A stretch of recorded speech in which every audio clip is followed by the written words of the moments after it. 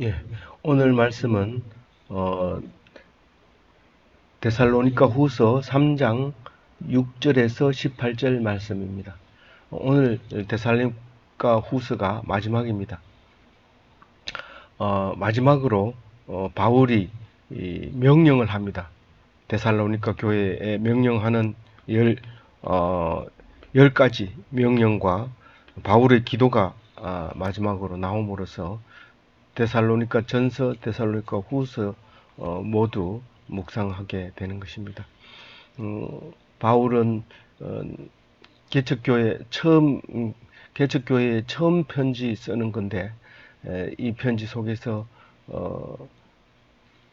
떨어져 나갈까봐 걱정하고 또 옳게 안 할까봐 걱정하는 모습을 볼 수 있습니다.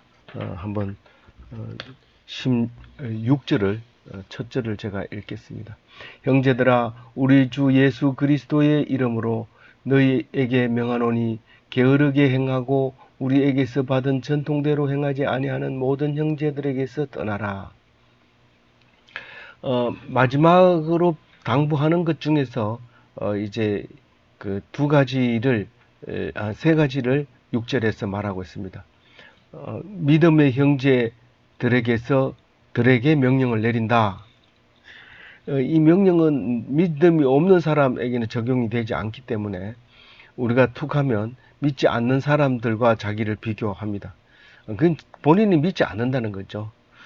근데 이 말은 믿는 사람에게 명령을 내리는 거기 때문에 믿음을 가진 사람으로서의 명령이라는 것을 다시 한번 생각해야 됩니다. 형제들아 하고 부를 때 이것은 성경은 누구에게나 읽어서 좋은 거야 라고 하지만 읽어서 해로운 사람도 있습니다.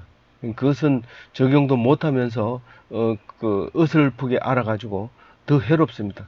그래서 서툰 의사가 사람을 잡습니다. 그냥 놔두면 그래도 제명대로 얼마까지 살 텐데 서툴기 때문에 그냥 죽여버리는 일이 생기는데 그런 사람은 이 믿음이 없는 사람은 성경을 읽는 것이 더 해롭습니다.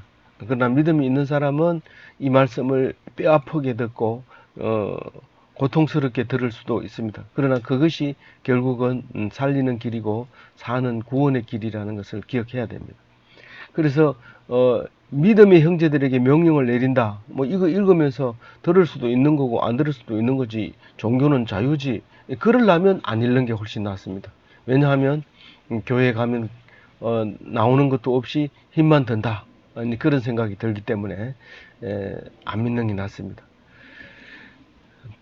두 번째로 우리 주 예수 그리스도의 이름으로 명령한다. 그렇게 얘기합니다. 믿음의 형제이면서 세상 기준으로 살아가는 경우도 있습니다. 경우수가 여러 가지가 있기 때문에 이 말을 분명히 하는 겁니다. 지금부터 하는 내 명령은 교과서에 실어서도 안 되고 또 나가서 함부로 얘기해서도 안 된다. 왜냐하면 이 얘기를 하려면 네가 죽을 각오를 해야 되는데 그 믿음을 내놓고 할 수 있는 이 믿음은 아직 안 자랐기 때문에 그렇다. 내놓고 얘기할 수 있는 사람은 오직 예수님밖에 없다. 속으로는 믿지만 겉으로는 말하지 마라. 하면 위험하다. 이제 그 얘기를 하고 있습니다. 그게 그 말을 어떻게 했다고요? 우리 주 예수 그리스도의 이름으로 명령한다. 비밀을 가지고 얘기한다는 거죠. 비밀을 가지고. 아무데나 적용할 수 있는 누구에게나 적용하는 게 아닙니다. 어제 말씀은 그거죠. 믿음은 누구에게나 것이 아니다. 누구나 모든 사람을 위해서 믿음이 있는 게 아니라고 얘기를 분명히 했습니다. 그런데 뭐 해봐야 세상 사람들이 하는 말과 비슷한 거 합니다. 게으르지 말라, 배운 대로 해라, 율법을 지키라, 율례를 지키라 이렇게 얘기합니다. 6절에 어떤 그런 말이 들어있는지 보세요. 우리에게서 받은 그것은 배운 대로 얘기하는 겁니다. 전통대로 이것은 율례를 얘기하는 겁니다. 그러니까 받은 율법과 율례가 있습니다. 성경대로 하는 게 있고 성경 가지고 구체적인 행동이 안 나올 때가 지침이 안 나올 때가 있습니다. 근데 시행 세칙이 필요한데 그게 율례입니다. 주일날 교회에 나와라 이거는 성경에 없습니다. 주일날은 말도 없고 교회에 나오라는 말도 없습니다. 너희가 교회라 그러고 또 주일은 없고 안식일밖에 없는데 그게 어떻게 그 성경대로 합니까? 그게 이제 시행세칙에 들어가면 우리는 예수 믿는 자로서 부활하신 날을 주님의 날로 섬기겠습니다. 그러면 주일이 이제 안식일을 유대인을 대신하는 유대인 안식일을 대신하는 기독교의 주일이 되는 것이죠. 그렇게 해서 율법 안식일도 지키고 그리스도인의 이 자세를 지키는 것이 주일날 교회 가는 것이지요. 그래서 그거를 지키지 않으면 안 된다. 게으르면 안 된다. 게으르면 안 된다는 일해야 된다는 얘기를 여러 번 얘기합니다. 오늘 뒤에서도 얘기하려고 하는 겁니다. 그 얘기를 두 번째로 그리스도 이름으로 명하는 것이 그겁니다. 게으르지 마라. 배운 대로 해라. 율법을 지키고 율례를 지켜라. 그 얘기를 합니다. 그리고 6절에서 다시 한번 더 묵상해야 할 이야기는 뭐냐면 만약에 지키지 않는 사람이 있으면 그 사람을 떠나라. 그것까지도 명령 속에 들어갑니다. 그래서 세 가지 명령을 6절에서 합니다. 믿음의 형제들에게 명령을 내린다. 그리고 그리스도의 이름으로 명령한다. 여태까지 가르쳐 준 거 전부 다가 그 속에 들어있는 거죠. 세 번째로 배운 대로 행하지 않으면 그 사람들에게서 떠나라. 니는 교회에 안 맞으니까 니가 나가. 이렇게 하면 안 됩니다. 그 사람들이 교회 안에서 주동자 역할을 할 가능성이 굉장히 높습니다. 뭐가요? 배운 대로 행하지 않는 사람이 그 교회의 주인일 가능성이 굉장히 높다고요. 세상적으로 볼 때. 다시 말해서 그러면 그것을 떠나라는 거예요. 나도 헌금 내고 니도 헌금 냈으니까 니가 잘못했으니까 니가 나가야 당연한 거 아니냐. 니가 교회에 합당하지 않으니까 니가 나가야 되지 않느냐. 그렇게 말하지 말고 거기에서 그런 일이 벌어지거든 니가 나와라 그 말이에요. 꼭 기억하시기 바랍니다. 7절에 어떻게 해야 할지 배워서 알 것이다 그 얘기를 합니다. 지금 배운 대로 행하라 해놓고 어떻게 해야 할지 너희들이 배워서 잘 알 것이다 그 얘기합니다. 그러면서 7절에는 무질서하게 행하지 아니하였고 이런 말을 하게 되는데 7절을 한번 읽어보겠습니다. 어떻게 우리를 본받아야 할지를 너희가 스스로 아나니 우리가 너희 가운데서 무질서하게 행하지 아니하며 질서 없이 행해서는 안 된다는 얘기를 7절에 하고 있습니다. 그 질서에 대해서는 예배 순서도 들어가지만 하지 말아야 할 것은 하지 말아야 되고 이런 것이 질서가 되는 것이죠. 8절에 보면 누구에게서든지 음식을 값없이 먹지 않고 오직 수고하고 애써 주야로 일함은 너희 아무에게도 폐를 끼치지 아니하려 함이니. 내가 누구에게나 값없이 먹은 적이 없다. 그건 나에게서 배우라는 거죠. 그 배운 내용이 그렇다는 거죠. 그리고 수고하고 애써서 일했다. 이 텐트 만드는 직업을 가진 이 바울은 굉장히 그걸 강조하고 있습니다. 직업이 있었다는 것에 대해서 그리고 8절에 보면 아무에게도 폐를 끼치지 않으려고 애를 썼다. 그렇게 얘기를 합니다. 돈이 있다고 돈을 주면서 폼을 잡고 뭐 내가 얼마 했는데 너들은 얼마 했냐 이런 것이 아니라 폐를 끼치지 않으려고요. 뭐 제세하는 게 아니라 폐를 끼치지 않으려고 애를 썼는데 돈을 함부로 내 오늘 내게 내는 사람 많은데 내지 마라 이래도 막 내는 거예요. 자기 내고 싶으니까. 그게 아니라 꼭 필요할 때 도와주는 거. 그 다음에 돈 있으면서도 남께 얻어먹거나 이러지 말고 자기 폐를 끼치지 않도록 이렇게 컨트롤하는 그게 이제 8절 얘기가 나옵니다. 그래서 9절을 보면요. 자기 권리를 주장하지 말라고 얘기해요. 나는 권리가 있지만 권리를 주장 안 했다고 9절에 얘기합니다. 우리에게 권리가 없는 것이 아니요 오직 스스로 너희에게 본을 보여 우리를 본받게 하려 함이니라. 이 그리스 시대에 이 그리스 로마 시대에 철학을 강의할 때는 반드시 공짜로 듣는 게 아니라 물건을 가져와야 되고 돈을 가지고 와야 되고 그래서 듣고 그것을 먹고 강의하고 그렇게 했는데 우리는 그렇게 하지 않았다는 거죠. 그러면서 그렇다고 해서 권리가 없는 것은 아니라는 거죠. 그런데도 너희들은 이렇게 해라. 세상 사람 본받지 말고 이렇게 해라 하고 자기가 열심히 일하고 사람을 모아서 말씀을 전하고 그렇게 했다는 얘기를 합니다. 그래서 너희들은 나를 본받으라 이런 말을 우리가 믿음이 없이는 할 수 없습니다. 어떻게 그 뻔뻔스럽게 너를 믿으라 한다고? 니는 그럼 하자가 없냐? 넌 잘못이 없냐? 니 그렇게 잘하나? 이렇게 말할 때 우리는 할 말이 없습니다. 그래서 우리는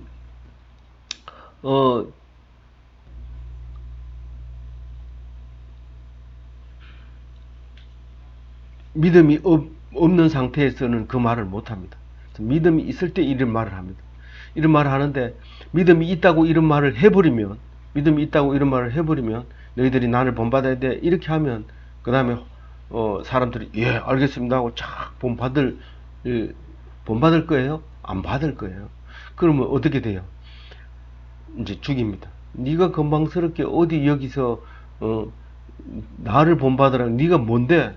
그러면서 개뿔도 아니면서 무시하고 미워하고 오히려 나쁜 것을 뒤집어 씌워서 이제 고난을 주는 거죠.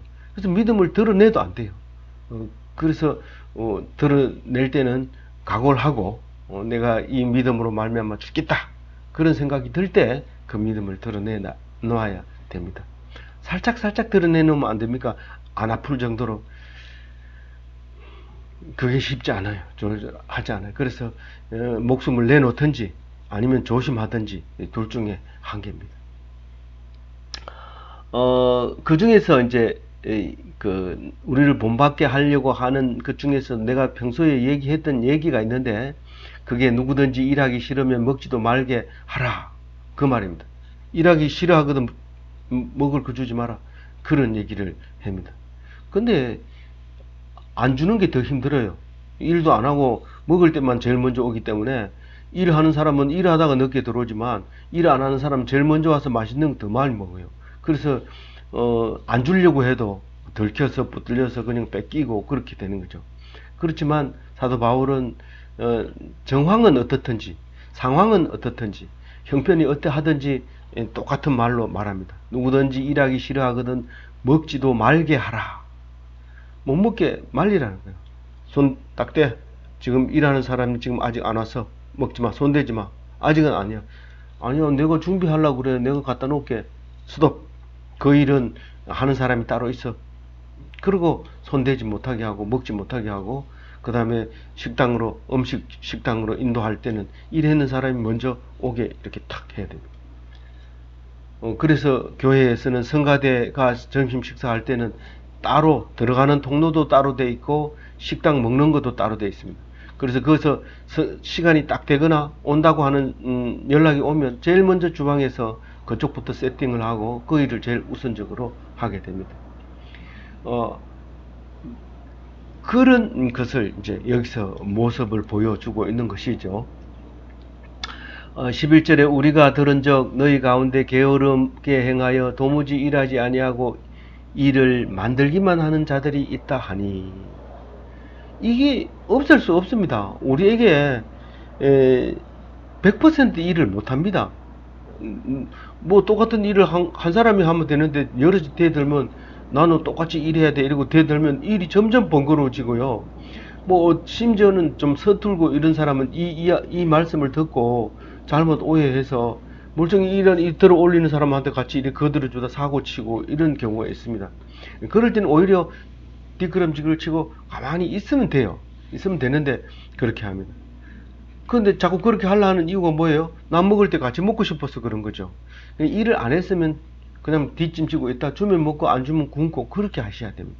그러면 돼요. 그러면 되는데 잘한다고 하면서 더 일을 저지르면 안 되니까 이 말씀을 꼭 기억하고 일 안 100% 일할 수는 없습니다. 만약에 100% 일하면 우리가 잉여 노동이라 해가지고 배가 나오고 살이 찌고 그걸 줄이기 위해서 또 약초를 캐러 다니고 이렇게 하다 보면 하나님은 그걸 조절해서 딱 이렇게 인구 조절도 하고 수명도 조절하고 조절을 합니다만은 어쨌든 우리 스스로가 그것을 알고 꼭 열심히 해야 되는 것도 아니고 안 하면 안 되는 거고 그거를 기억하고 그래도 일 하기 싫으면 하지 마세요. 안 하는 그게 자유예요. 그 예수님이 주신 자유예요. 그 대신에 먹지 않으면 돼요.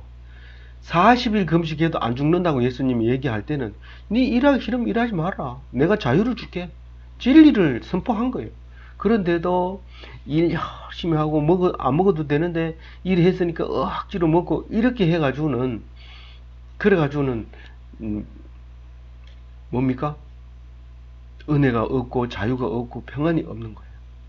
그래서 일거리가 있을 땐 열심히 일거리 놔두고 내 일 안 해도 돼 이러고 놀지 말고 일하고 그 다음에 왜냐하면 놀아야 되는 사람들이 있기 때문에 일자리가 있을 땐 열심히 일해야 되고 또 일자리 없을 땐 또 놀아요. 하나님이 굶기면 굶으면 되지 이런 마음으로 그렇게 굶으면 하나님이 참 작은 일에 충성했다 그런 얘기를 듣게 하게 되시 말씀하시는 소리를 듣게 되는 것이죠. 12절에 이런 자들에게 우리가 명하고 주 예수 그리스도 안에서 권하기를 조용히 일하여 자기 양식을 먹으라 하노라. 그런 사람을 골라내 가지고 야 너희 이리 와봐. 일 안 하고 시끄럽게 떠드는데 이리 와봐. 조용해. 조용하고 그리고 일해. 그리고 네가 일한 만큼 먹어. 그렇게 얘기합니다. 아무 일이고 자기가 애써서 노력하기만 하면 양식은 생깁니다. 독일 속담에 자기가 하는 일의 가치를 모르면 먹을 양식과 싸운다 이런 게 있습니다. 쓰레기를 줍든 대통령 돼가지고 연설을 하든 그 일이 가치 있는 일로 생각하고 정성을 다해야 됩니다. 쓰레기 줍는 사람이 만약에 가치 없이 이거 주어도 되고 안 주어도 되고 어떤 때는 기분 나면 주고 기분 안 나면 안 주고 이러면 그 가치 없는 거니까 그 사람은 가치 없이 필요 없습니다. 근데 만약에 쓰레기 줍는 사람을 저 상을 주자 이러면 그 사람이 쉬지 않고 주었으니까 상을 당연히 받게 되죠. 대통령이 돼서도 야, 내가 연설 잘 못한다고 누가 대통령 그만하라 할 사람이 있나? 대충 써가지고 와라. 그리고 이 연설문 읽어볼라 하니까 복잡하니까 내 던져놓고 야 이마들아 너들 말이야 우리가 남이가 뭐 이런 식으로 한다 하면 그럼 이제 얼마 못하는 거죠. 이게 가치가 없이 생각하는 거죠. 그 원고를 써서 읽고 또 읽고 내 것이 된 다음에 엎어놓고 이렇게 똑바로 얘기하면 그 사람 머릿속에 든 게 있어. 사실은 아침에 외운 말인데 그렇게 해서 또 다음 임기가 끝나도 그 사람을 세워서 또 이제 지도자로 삼고 그렇게 하는 것이죠. 어떤 일이든지 마찬가지입니다. 자기가 하는 일에 가치를 가지고 정성을 다해서 끝까지 성실하게 하나님 하듯이 그렇게 하면 먹고 살 거에 대해서 걱정하지 않게 되는 것입니다. 13절에 보면 형제들아 너희는 선을 행하다가 낙심하지 말아라. 선을 행하다가 낙심하지 말아라고 얘기합니다. 왜 선을 행하다 낙심합니까? IMF 때 많은 사장님이 저를 찾아와서 뭐 찾아오려고 찾아온 게 아니고 와서 이야기하다 보니까 그렇게 됩니다. 찾아오신 분들하고 주로 얘기하는데 또 얘기하다가 아이고 나도 다른 사람처럼 한 건 해가지고 터뜨려 버렸으면 좋겠습니다. 어차피 저 사람들도 안 갚을 거고 나도 그렇게 한번 했으면 좋겠습니다. 너무 어렵습니다. 힘듭니다. 이렇게 할 때가 있었는데 왜냐하면 왜 선을 행하다 낙심합니까? 당신 착한 일 하니까 상 받으라고 그러고 매달 상 주고 매년 상 주고 그때그때 칭찬해 주고 이러면 왜 선을 행하지 않겠습니까? 근데 하다 보면 악을 행하는 사람이 더 잘 살고 더 잘 먹고 더 즐거워하고 더 좋아하는 것을 봅니다. 그렇게 낙심하지 말아라. 하나님이 마지막 결산 다 해준다. 절대로 손 안 나게 한다. 손에 안 나게 한다. 결산해준다. 그렇게 말합니다. 말씀하고 계시는 것을 들어야 합니다. 그래서 선을 행하다 낙심하지 말아라. 그렇게 얘기하면서 혹시라도 이 가르침에 순종치 않는 자를 그냥 두지 말고 권면해라. 그 말을 14절에 하고 있습니다. 읽어봅니다. 누가 이 편지에 한 우리 말을 순종하지 아니하거든 그 사람을 지목하여 사귀지 말고 그로 하여금 부끄럽게 하라. 명단을 쭉 적습니다. 이 사람은 믿음에 합당하지 않다. 그래서 그 명단을 끄집어내서 이 사람들에 대해서는 말씀에 순종하지 않았으므로 가까이 하지 마십시오. 그렇게 발표를 하고 사람 보면 없는 것처럼 이렇게 그림자처럼 여기고 지나갑니다. 그것을 요즘 사람들이 쓰는 말이 용어가 있죠. 저는 잘 기억 못합니다만은 이렇게 완전히 왕따 시켜버립니다. 그렇게 하면 그 사람이 어떻게 되겠어요? 부끄럽게 되는 것이죠. 그거를 숯불에 머리를 이고 성문 앞에 서는 것으로 표현을 하고 있습니다. 성경에서는 이 부끄러운 일을 하면 얼굴이 빨개져야 되는데 이 사람은 빨개지지 않고 당당하게 생각하고 뭔가 나사가 빠진 것처럼 좀 뭔가 정상적인 작동을 안 할 때, 그럴 때 이제 불러서 머리에 숯불을 이게 합니다. 그럼 이 머리에 숯하로를 이렇게 머리에 이고 있으면 이 하로가 뜨거워서 얼굴이 벌개집니다. 근데 지나가는 사람은 뭘 이고 있는지 모르지만 이 불이 자기 얼굴을 벌겋게 하면서 아이고 저 사람이 얼마나 부끄러운 짓을 했길래 저런 얼굴을 빨갛게 됐나, 그렇게 해서 사람들에게 아주 부끄럽게, 우리가 슬퍼서 눈물이 나는 게 아니라 눈물을 흘리니까 슬픔이 온다는 말과 마찬가지로 얼굴이 빨개진 게 사람들한테 굉장히 부끄러운 거예요.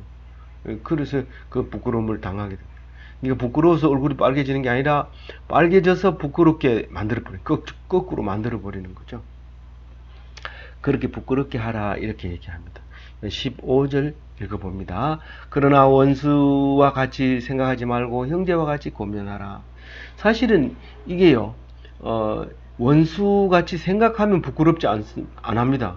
원수같이 생각하면 대번에 이제 대적이 돼 버려 가지고 당당하게 어떻게든지 이기려고 공격을 해오죠. 그렇게 하지 말라는 거죠. 그래서 형제같이 생각하면 그러면 어떻게 돼요? 부끄럽게 된다는 거죠. 이 로마서 12장 20절에는 이런 말을 해요. 내 원수가 줄이고 먹이고 목마르거든 마시게 하라. 그리함으로 내가 숯불을 그 머리 위에 쌓아 놓으리라. 그게 부끄럽게 한다는 뜻이에요. 숯불을 머리 위에 올리는 것을 부끄럽게 한다는 뜻인데, 그렇게 잘해주면, 잘 안 하는 게으른데도 잘해주면서 일 좀 해라 그러면서 빵을 주고, 일 좀 해라 이러면서 떡을 주고, 이렇게 하면 그 형제가 부끄러워지지만, 너는 안 먹었으니까, 일했으니까 먹지 마라, 이렇게 일 안 했으니까 먹지 마라, 이렇게 하면 원수 같이 생각하고, 너희는 이제부터 여기 들어오면 안 돼, 명단을 작성했으니까 네 명단에 들어있으니까 오지 마, 이렇게 해버리면 부끄러운 거를 하게 하지 못하는 거죠. 16절에 이제 바울이 기도합니다. 제일 중요한 거 세 가지 얘기하면 18절까지 기도인데요. 16절에 주께서 동행하시기를 원하노라. 그리고 17절에 내가 친필로 이거를 쓴다. 그리고 친필이라는 서명, 분명하게 내가 썼다 하는 것을 이야기합니다. 이때 당시에는 대필자가 많고요. 그리고 서기관이라고 하는 것은 똑같은 사본을 만드는 사람이 서기관입니다. 그래서 서기관이 뭐 글을 아무나 쓸 수 있는 게 아니고, 지금 엔지니어처럼 이렇게 도구가 있어야 되고, 또 지식이 있어야 되고, 또 숙련이 돼 있어야 돼요. 숙련과 지식과 도구와, 그리고 아무리 글을 잘 써도 쓸 내용이 있어야 되잖아요. 그래서 이 서기관이 된다는 게 쉬운 일이 아니지만, 어쨌든 서기관이 글을 쓰는 거지 아무나 생각난다고 막 쓰는 거 아니거든요. 그래서 이것은 친필 문안 글이다. 그러니까 다 쓰고 밑에 마지막에 나 사도 바울의 친필 이렇게 딱 쓰는, 서명한 거죠. 18절에 은혜가 넘치기를 바란다, 그렇게 말하고 있습니다. 세 가지로 기도하고 있는데, 우선 첫째는 어떤 주님이 동행하기를 원하느냐면 평강의 주님이, 샬롬의 주님이 너와 함께 하시기를 원한다. 어디를 가든지 평안합니다. 어떻게 하면 그렇게 돼요? 범사에 감사하면 평강을 주십니다. 때를 따라서 상황에 따라서 어, 무조건 돈을 많이 줘서 감사한 게 아니고 돈이 하나도 없어서 감사할 때가 있습니다. 내가 돈이 있으면 저 사람하고 만날 일이 없는데 돈이 없음으로 말미암아 저 사람이 나에게 돈을 빌려주거나 도와줬을 때 그 사람하고의 관계는 영원히 끊어지지 않게 되는데 그것을 상황에 따라서 감사함을 주고 평안을 주게 되는 것이죠. 어떤 데는 또 돈을 줘서 또 감사할 때가 있죠. 어, 상황에 따라 때에 따라 필요에 따라 하나님께서 우리에게 공급해 주시고 도와주시고 평강을 주시는 것입니다.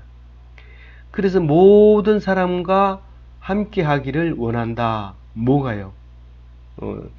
하나님께서 우리 모든 사람과 함께 하기를 원한다. 그러나 실제로 하나님과 함께 하는 사람은 그리 많지 않습니다. 그러나 우리는 판단할 수 없기 때문에 말을 못하는 것이지 판단 또 하면 절대로 안 됩니다. 그렇기 때문에 입을 다물고 있어야 된다 그 말입니다. 그 다음에 마지막으로 은혜가 넘칠 때 축복하는 이야기를 하고 있는데 우리 주 예수 그리스도의 은혜가 넘칠지어다 이렇게 얘기합니다. 우리가 예배를 드리고 마지막에 하나님 예수님의 은혜와 하나님의 사랑과 성령님의 교통하심이 영원히 있을지어다 이렇게 명령하는 축복의 명령어가 있듯이 바울의 끝에 혹은 처음에는 항상 축복할 때 있을지어다 이렇게 명령형으로 축복하는 것을 볼 수 있습니다. 이 말씀은 속에서 우리는 오늘 또 승리할 수 있습니다. 승리하는 그런 기독교인이 다 되시기 바랍니다.